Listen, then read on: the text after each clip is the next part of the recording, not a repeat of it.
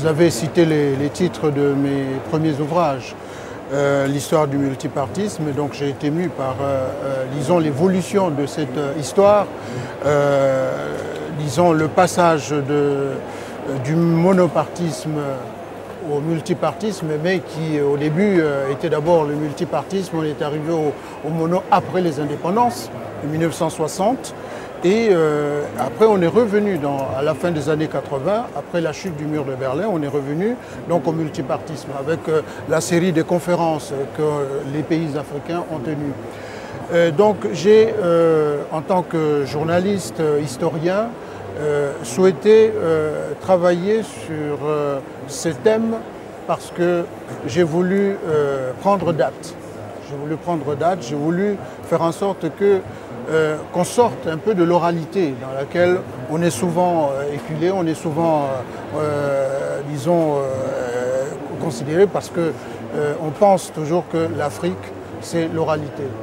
L'écrit est difficile. Donc, j'ai voulu travailler dans ce sens-là pour faire en sorte que la postérité sache ce qui s'est passé au cours de ces années. Donc, par la suite, effectivement, comme vous l'avez dit, depuis que je vis en France, j'ai été frappé par le phénomène de l'immigration et des conditions dans lesquelles les Africains, par exemple, vivant en France, vivent. Donc, j'ai fait un livre sur l'intégration, l'échec de l'intégration des Noirs en France. Parce que je considère effectivement que c'est un échec au regard des difficultés auxquelles ils sont confrontés au quotidien. Donc, par la suite, j'ai écrit, et c'était mon dernier livre, qui est là, La fuite des cerveaux africains, qui est un peu... il y a toujours le problème de l'immigration qui est sous-jacent à ce travail. Le Congo n'est pas un pays tout à fait différent des autres pays africains, notamment dans la sphère de la francophonie. Comme d'aucuns le savent, le Congo a accédé à l'indépendance en 1960. Donc, comme je l'ai dit tout à l'heure, multipartisme post-colonial, monopartisme précolonial, et puis ensuite on revient au multipartisme dans les années 90. Donc, qu'est-ce qui a fait que le système qui était mis en place en 1992, qui a commencé en 1991 avec la conférence nationale, qui elle-même est issue de la chute du mur de Berlin, de la dislocation de l'État de l'Union soviétique. Bon, les gens ont compris qu'un pays a besoin de s'exprimer au niveau politique, au niveau de la presse, au niveau économique. Donc les gens doivent s'exprimer. On sentait que les gens étaient étouffés. Donc d'où ce mouvement qui est parti, je pense que le premier pays à avoir tenu sa conférence nationale, c'était le Bénin. Le Bénin, le Gabon, ensuite le Congo-Brazzaville. Et ensuite, c'est installé un système démocratique. D'où les élections présidentielles de 1992, de manière tout à fait démocratique, Pascal Lissouba a été élu.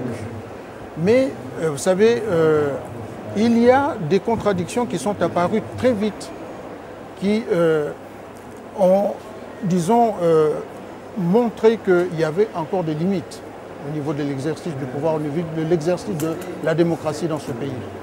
Donc, en 1992, lorsque le président Lissouba prend le pouvoir, très rapidement, l'opposition conteste la victoire de Pascal Lissouba. Et cette contestation a continué pendant presque tout le mandat de Pascal Lissouba, qui a culminé en 1997 avec la crise que nous avons connue. Cette crise a engendré des conséquences graves, gravissimes que les gens connaissent et qui expliquent entre autres le départ d'un certain nombre de personnes, des intellectuels, à l'étranger parce qu'il y en a qui craignaient pour leur vie, il y en a qui pensaient que le système démocratique tel qu'il avait été mis en place au lendemain de l'indépendance, plutôt au lendemain de la conférence nationale, ne correspondait plus à ce qu'ils attendaient, eh bien, ils sont sortis.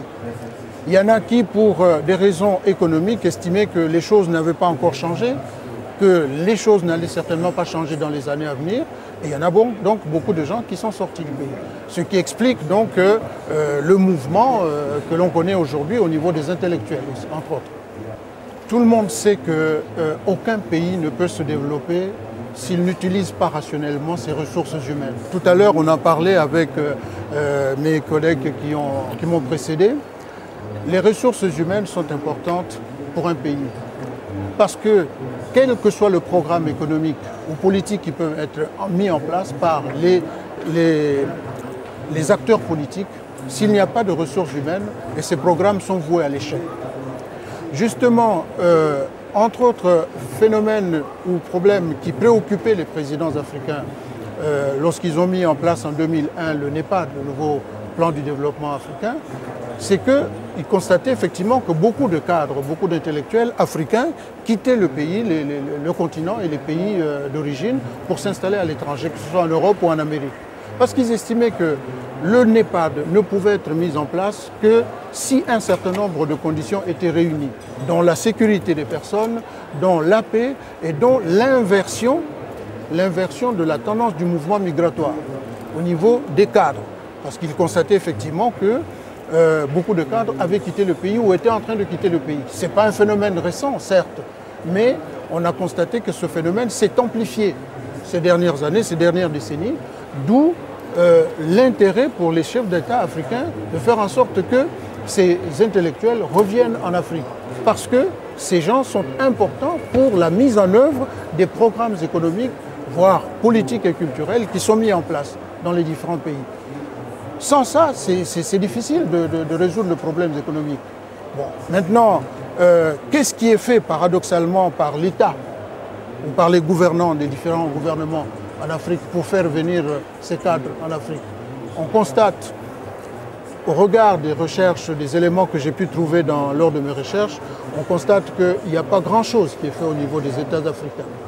Il y a un balbutiement, certes, au niveau de certains pays, notamment du Maghreb. Je citerai particulièrement le Maroc, qui a aujourd'hui un programme assez avancé, parce que là-bas, on parle même aujourd'hui de rémigration, c'est-à-dire ce retour des cadres qui sont à l'étranger, qui reviennent, qui rémigrent en fait, qui reviennent vers le pays d'origine. Et ils mettent en place l'État marocain, où le pouvoir marocain met en place les structures nécessaires pour accueillir ces cadres. Parce que c'est ça qu'il faut aussi voir en amont. Sans ces structures, aucune politique de retour vers les pays africains, vers le continent, ne peut réussir.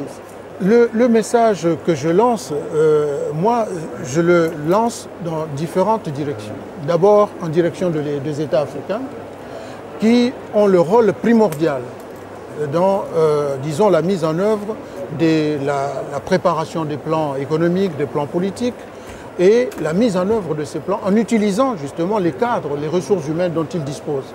Il se trouve que ces États ont formé et forment encore à coups de millions des cadres qu'ils envoient à l'étranger, qu'ils forment sur place, mais après l'obtention de leur diplôme, ces cadres n'ont pas de structure ou de milieu dans lesquels ils peuvent évoluer pour, disons, apporter leur savoir-faire, pour concrétiser, si vous voulez, les programmes qui sont mis en place par eux. Ça, c'est un aspect. Donc, cet État qui est apathique aujourd'hui doit se réveiller, parce que le rôle primordial revient justement à l'État, à mon sens. Deuxièmement, il y a aussi le message que j'envoie à la diaspora, à ces cadres, dont moi-même, parce que quand on me dit, bon ben voilà, vous parlez de la fuite des cerveaux, mais vous-même, vous êtes aussi l'un de ces cerveaux, mais vous êtes à l'étranger. Et oui, justement, mais qu'est-ce que nous sommes en train de mettre en place, justement, pour faire en sorte que nous puissions repartir, ne serait-ce que épisodiquement, ou monter des actions, tout en vivant, peut-être en ayant un pied ici, un pied en Europe ou en Afrique, parce que c'est ce qui fait aussi, propose aussi le Maroc. Donc on vous dit, bon, vous pouvez avoir dans un premier temps un pied en Europe, un pied au Maroc, et une fois les structures mises en place, consolidées, ben vous choisissez entre vivre au pays pour, disons, impulser l'économie du pays et éventuellement rester dans votre pays. Donc il y a la diaspora qui doit jouer aussi un rôle important. Et il y a aussi les pays d'accueil, les pays industrialisés vers lesquels émigrent les cadres, les cerveaux africains. Donc, que ce soit les pays européens, que ce soit les pays américains du Nord, notamment les États-Unis et le Canada. Parce que ces pays, aujourd'hui, ont une politique de siphonnage des cadres africains. Disons gratuitement, parce qu'ils ne les forment pas, sinon très peu, sauf le problème de remise à niveau ou de consolidation des acquis. Mais sinon, la formation de base est donnée par les pays africains. Mais il se trouve que ce sont les pays industrialisés qui profitent de ces cadres qui ont été formés en Afrique, et qui évoluent aujourd'hui en Europe et qui ne peuvent pas repartir pour un certain nombre de raisons. Des raisons politiques, des raisons sociales, des raisons économiques, des raisons de salaire. Donc tout ça fait que les gens ne peuvent pas repartir là-bas. Et ici, bien malgré le fait que c'est des gens qui sont aussi sous-employés, mal payés, parce que vous trouverez dans les supermarchés des vigiles, vous trouverez des médecins qui sont considérés comme des infirmiers, mais c'est des gens qui sont diplômés, qui ont fait leurs preuves. Mais repartir en Afrique, les conditions ne sont pas réunies. Vivre en Europe, bon, les conditions ne sont pas tout à fait réunies, mais entre deux mots, beaucoup choisissent le moindre mal, c'est rester en Europe.